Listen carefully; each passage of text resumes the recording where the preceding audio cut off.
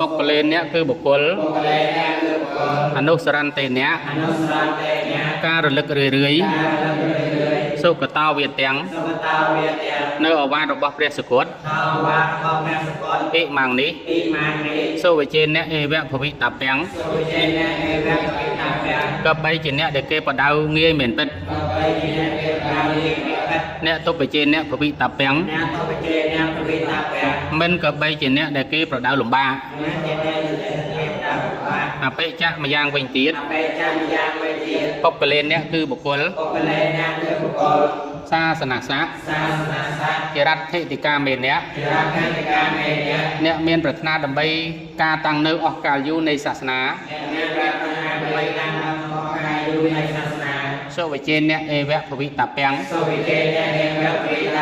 ក៏បីជាអ្នកដែលគេបដៅងាយមែនពិតហេព្រោះថាសោវិចាសតារីភាវៈនៃបុគ្គលដែលគេបដៅងាយសង្វត្តតិរមែងប្រព្រឹត្តទៅព្រមអសមោសាយៈដើម្បីកិរិយាមិនសាបសូន្យ